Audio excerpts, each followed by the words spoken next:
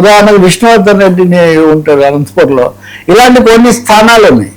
కాబట్టి ఈ operation adjustment ఏదో వస్తుందేమో చూడాలి మనం. సార్ సీఎంగా Vijay, governor green signal, Stalin okay. అంటే గ్రీన్ సిగ్నల్ ఇలా పైకి ఎత్తారు కానీ మళ్ళీ కింద లేదు. గవర్నర్ 30 తిప్పలు పెట్టాలనే ఒక నిర్ణయానికి వచ్చినట్టు కనిపిస్తుంది. అందరికీ తెలుసు విజయ్ తప్ప అక్కడ ఎవరు ముఖ్యమంత్రి అయ్యే అవకాశం లేదు. ఇంకెవరినైనా కృత్రిమంగా కూర్చోబెట్టినా కానీ అది కొరివితో తలగొక్కోవడం తప్ప ప్రజల తీర్పును అవమానించడం తప్ప ఇంకోటి కాదు. 107 స్థానాలు 108 స్థానాలు వచ్చిన వాడిని కాదని ఎవరు. ఇప్పుడు ఉదాహరణకు డిఎంకే అన్నా డిఎంకే కలుస్తాయని ఒక కట్టు కథ నిన్న ప్రచారంలోకి వచ్చింది. వాళ్ళిద్దరు కలిసినప్పుడు నీకంటే తక్కువే. అవును. అటువంటిప్పుడు ఎన్ని పెద్ద పార్టీలు కలిసినా తక్కువైనప్పుడు ప్రజాభిమానంతో మొదటిసారి బ్రహ్మాండమైన విజయం సాధించిన ఆయన ఎలా పక్కన పెడతారు? కాకపోతే ఇది అలవాటైన బుద్ధి మారదు అన్నట్టుగా ఆ గవర్నర్ రాజేంద్ర విశ్వనాథ్ అంక్లేకర్ అని ఆయన నిన్న రాత్రి నుంచి కూడా ఒక అడుగు ముందుకు ఒక అడుగు వెనక్కి అన్నట్టు. అంటే ఆయన విపరీతమైన ఒత్తిడిలో ఉన్నట్టున్నారు. ఆయన అధిష్టానం నుంచి కానీ స్థానికమైన బీజేపీ నాయకత్వం నుంచి కానీ నిన్న రాత్రేమో అసలు కుదరదు, మీరు మొత్తం నేను సంతృప్తి చెందాలి, నా దగ్గర మెజార్టీ చూపించాలని అన్నారు. విజయ్ కూడా దాంతో తన దగ్గరకు వచ్చిన కాన్వాయ్ని కూడా ఇంటికి వెళ్ళిపోండి, మీరు నాకు అక్కర్లేదని ఆయన చెప్పారు. ఇది జరిగింది.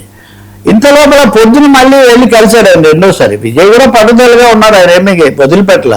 మళ్ళీ ఆయన గవర్నర్ గారి అపాయింట్మెంట్ తీసుకుని వెళ్ళి కలిస్తే మొదటేమో గ్రీన్ సిగ్నల్ ఇచ్చారని అందరికీ, ఒకరు రాస్తే ఏదైనా కట్టు కదా, అందరికీ ఇచ్చారు గ్రీన్ సిగ్నల్ ఇచ్చారు. మరి వార్త వేసేసుకోండి, మీడియా అంతా వేసేసుకుంది, సిద్ధమైంది. పోలీసులు కూడా చెప్పారు. పోలీసులు కూడా arrangements are on for swearing in ceremony అని చెప్పారు. ఆ తర్వాత రాజకీయ పార్టీలు కూడా అనుకూలంగా మాట్లాడాయి. ఇంకా 2-3 రాజకీయ పరిణామాలు కూడా జరిగాయి. ఇప్పుడు అన్నాడీఎంకే డిఎంకే కలుస్తాయి, పెద్ద పార్టీలు కలిస్తే విజయ్కి అవకాశం రాదని కదా ప్రధానమైన కథ. అన్నాడీఎంకే తీవ్రమైన ఆశాభంగం చెందింది. మేము వెళ్ళి విజయ్కి రాయబారం పంపించాం నిజానికి, కానీ విజయ్ ఏం పట్టించుకోలేదు. ఇంత అవమానం మేము భరించలేదు. ఎవరో అడిగారు మీ మీద పోట్లాట, ఆయన వచ్చాడు, ఆయన ఏమీ చెప్పలేదు. మరి అన్నాడీఎంకే దాదాపు బహిరంగంగానే మేము పొద్దున్నే పంపించాం కానీ విజయ్ మా దానికి స్పందించలేదు కాబట్టి మేమని. ఇంకా రెండో వైపున డిఎంకే మేమేదో అన్నాడీఎంకేతో కలిసిపోతామని ఒక కథ వీళ్ళు వదిలారు. ఈ కథ పూర్తిగా అబద్ధం. ఇది మేము ఎట్టి పరిస్థితుల్లో మా ఆగర్భ శత్రువు లాంటి అన్నాడీఎంకేతో కలిసే అవకాశం లేదని డిఎంకే ప్రకటించింది. కాబట్టి రెండో వైపుల నుంచి చూస్తే అన్నాడీఎంకే చాలా రాజకీయాలను నడిపినట్టుగా ఇక్కడ చాలా స్పష్టంగా కనిపిస్తుంది. అన్నాడీఎంకే రాజకీయం విఫలమైంది. అందుకని వాళ్ళు తమ ఎమ్మెల్యేలందరినీ పుదుచ్చేరికి తరలించడం మొదలుపెట్టారు. మిగతా వాళ్ళు ఎవరు తరలించట్లా. ఒక అన్నాడీఎంకే వాళ్ళు మనకు వాళ్ళకి చాలా భయంగా ఉంది. ఎందుకంటే అన్నాడీఎంకేలో సగం మంది మనం విజయ్ని బలపరిస్తే అయిపోతుంది కదా. ఇప్పుడు ఆయన ఎట్లాగో ముఖ్యమంత్రి అవుతాడు, తర్వాత 70 స్థానాలు, తర్వాత 50 పైగా స్థానాలతో ఉదయనిధి స్టాలిన్ ప్రతిపక్ష నాయకుడు అవుతాడు. ఇంకా 5 ఏళ్ల పాటు మనం ఎక్కడ ఉంటాం, ఇప్పటికే 5 ఏళ్ల నుంచి అధికారానికి దూరంగా ఉన్నామని అన్నాడీఎంకే గగ్గోలు పెడుతుంది. అందుకని వాళ్ళు అక్కడికి తరలిస్తున్నారు. తరలించినా ఏమవుతుంది, వాళ్ళు ప్రభుత్వంలోకి రాదు, ప్రతిపక్షంలోకి రాదు. కాబట్టి డిఎంకే విలీనం మీతో కలిసే అవకాశం లేదని చెప్పడం, విజయ్ దానికి ఏమీ స్పందించకపోవటం, ఈ రెండింటి వల్ల అన్నాడీఎంకే ఆశలు పూర్తిగా భగ్నం అయిపోయినాయి. ఇటువంటి పరిస్థితుల్లో వాళ్ళే ఒక విధంగా ఈ కృత్రిమైన ఇది చేసినట్టున్నారు. డిఎంకే కాంగ్రెస్ విషయంలో మనకు కాంగ్రెస్ చాలా సూటిగా బలపరుస్తారని ప్రకటించింది. ఇక్కడ కూడా మనం చెప్పుకున్నట్టుగా కాంగ్రెస్ లో కూడా 2 వర్గాలు ముందు నుంచి డిఎంకేతో కాదు టీవీకేతో వెళ్ళాలని చెప్పిన వాళ్ళు ఉన్నారు.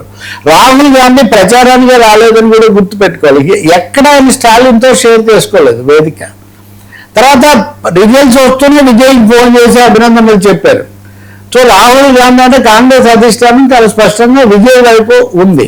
ఇంకొక పెద్ద పాయింట్ ఉంది వర్మ, అసలు 60 ఏళ్ల నుంచి అధికారం లేదు కాంగ్రెస్ పార్టీకి. ఒకరోజు 60 ఏళ్ళలో కామరాజ్ నాడారు ఓడిపోయి అన్నాదురై ముఖ్యమంత్రి అయిన రోజు నుంచి కాంగ్రెస్కి అక్కడ అధికారం లేనే లేదు. కాబట్టి లేక విజయ్తో కలిస్తే డిఎంకేతో కూడా వాళ్ళు బేరం చేసినా వాళ్ళు ఒప్పుకోలేదు. విజయ్ అయితే పదవులు ఉంటాయి, విజయ్కి కూడా ఏంటి, నాకు అభిమానులు ఉన్నారు, ఓట్లు వచ్చాయి, కానీ సంస్థాగత నిర్మాణం లేదు. దేశవ్యాపితమైన కాంగ్రెస్ లాంటి పార్టీ ఉంటే కొంత సపోర్ట్ ఉంటుంది అనే అభిప్రాయం విజయ్ కూడా ఉంది. అందుకని కాంగ్రెస్ విజయ్ కలిశారు. ఇంకా మిగిలిన కమ్యూనిస్టులు 2 సీట్లతో సిపిఐ సిపిఎం తర్వాత బీసీకే పార్టీకి 2 స్థానాలు వీళ్ళు బలపరిస్తే చాలు. సిపిఐ కూడా ఇప్పటికే బయటపడి మద్దతుగా మాట్లాడింది. కాంగ్రెస్ కూడా, బీసీకే కూడా మాట్లాడింది. ఒక సిపిఎం మటుకు డిఎంకేతో కలిసి వెళ్ళాం కదా, రేపు వాళ్ళు సమావేశం పెట్టుకున్నారు. కానీ ఒక విషయం చెప్పొచ్చు మనం, సిపిఎం పార్టీ బీజేపీతో ప్రభుత్వం ఏర్పడకుండా అడ్డుపడే అవకాశం మటుకు ఉండదు. వాళ్ళు ఈ ప్రభుత్వాన్ని వ్యతిరేకించేసి మీరు ఏదో ఎవరికి వర్ణం చేసే అవకాశం మటుకు ఉండదు. ప్రభుత్వంలో పట్ల ఎలాంటి వైఖరి నిర్దిష్టంగా రేపు ప్రకటిస్తారు అనే అంశం ఎలా ఉన్నప్పటికీ కూడా, అన్నిటికంటే హైలైట్ న్యూస్ ఏమంటే స్టాలిన్ స్వయంగా ఏం చెప్పాడంటే, let Vijay form the government, Vijay ప్రభుత్వం ఏర్పాటు చేయనివ్వండి, ఒక 6 నెలల పాటు మేము వాళ్ళకి ఎటువంటి ఆటంకం కలిగించామని చెప్పారు. ఇది చాలా ముఖ్యమైన మాట. ఎందుకంటే ఎవరైతే ప్రభుత్వ అధికారం కోల్పోయారో వాళ్ళే గెలిచిన పార్టీకి అధికారం ఇవ్వండి, మేము 6 నెలల పాటు, ఎవరైనా 6 నెలలు ప్రజాస్వామ్యంలో ఎక్కువే కదా అని చెప్తున్నారు. కాబట్టి ఇంతమంది అనుకూలంగా ఉన్నప్పుడు ఆ గవర్నర్ అరలేకర్కే వచ్చిందండి ఆయన ఆపడానికి. ఇప్పుడు ఎస్ఆర్ బొమ్మాయి కేసులో 1994లో సుప్రీంకోర్టు కీలకమైన తీర్పు ఇచ్చింది. ఏమని, మెజారిటీ ఉందా లేదా నిర్ణయం కావాల్సింది శాసనసభ వేదిక మీద కానీ రాజ్భవన్లలో, ఇప్పుడు లోక్ భవన్ అంటారు, లోక్ భవన్లలో కాదు. ఈ గవర్నర్ అరలేకరా అంటారు నేను సాటిస్ఫై కావాలి, నువ్వు సాటిస్ఫై అవుతావు లేదా నాకేం తెలుసు, నాకు వర్మ మద్దతు ఉందని నేను చెప్తాను, వర్మ మద్దతు ఉందని నేను సాటిస్ఫై కాలేదు అని మీరు అంటే దాన్ని ఎలా దాన్ని కొలబద్దా ఉందా లేదా అని తేలాల్సింది ఫ్లోర్ ఆఫ్ ది హౌస్ లో కదా. కాబట్టి ఖచ్చితంగా ఇక్కడ మరొకసారి కేంద్రం పెత్తనము కుట్ర విజయ్ని అడ్డుకునేవి జరుగుతున్నట్టుగా ఉంది. గ్రీన్ సిగ్నల్ ఇచ్చినట్టే ఇచ్చి వాళ్ళ గ్రీన్ సిగ్నల్ రాలే, ఇక్కడ గవర్నర్ గ్రీన్ సిగ్నల్ ఢిల్లీ నుంచి రావట్లా, అందుకని ఆయన జెండా పట్టుకొని అలా కూర్చున్నాడు. కానీ నేను అనుకుంటాను ఎంత చేసినా కాలడ్డం పెట్టడం సాధ్యం కాదు.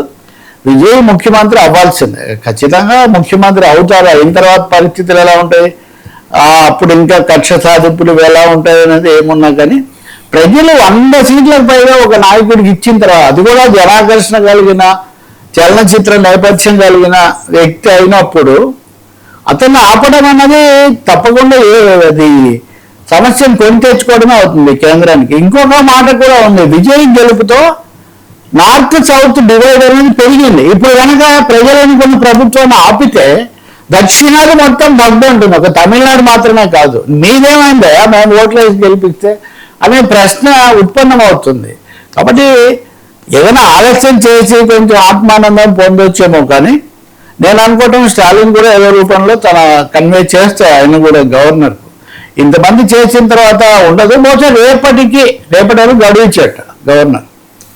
రేపు సిపిఎం వాళ్ళ నిర్ణయం కూడా వచ్చిన తర్వాత ఈ విషయం తేలుతుంది. ఇంకో మాట కూడా ఉంది, సభా పద్ధతుల్లో మెజారిటీ ఉందా లేదా అనేది వేదిక మీద తేలుతుందంటే మీరు ఓటే వేయక్కర్లేదు, మీరు తటస్థంగా ఉండొచ్చు, మీరు ఓటింగ్కు దూరంగా ఉండొచ్చు, ఉన్న వాళ్ళలో సగం మంది ఓటేసారా లేదా, అదే కదా జరగాల్సింది.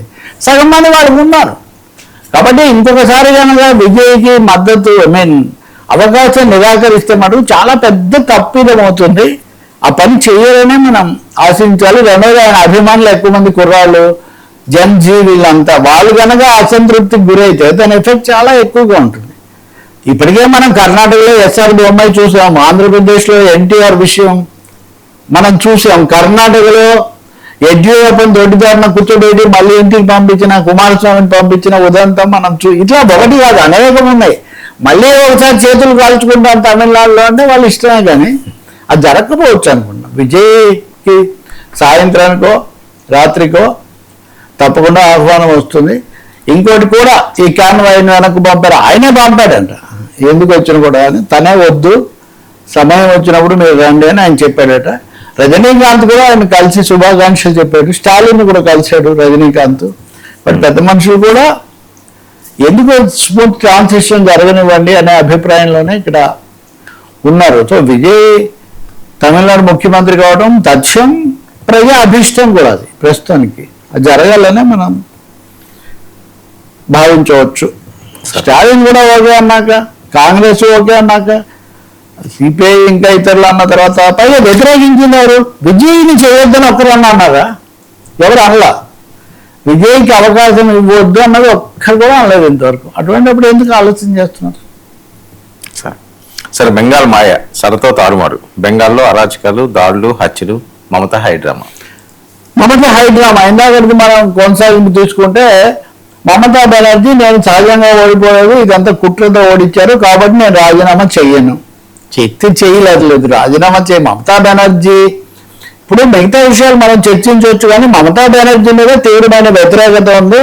అరాచక అవినీతి పాలన మీద ఆగ్రహం పెళ్లికింది అనడంలో ఏం సందేహం లేదు. కాబట్టి ఆమె ఏదో అన్యాయం జరిగినట్టుగా రాజీనామా చేయనండి. ఎవరి కోసం చేస్తారండి? మీరు 5 ఏళ్లకే మీరు ఎన్నికయ్యారు. మీ శాసనసభ కాల పరిమితి ఎప్పుడైతే ముగిసిందో, ఇప్పుడు హిమంత బిశ్వా శర్మ విజయం సాధి ఆయన కూడా రాజీనామా చేస్తాడు.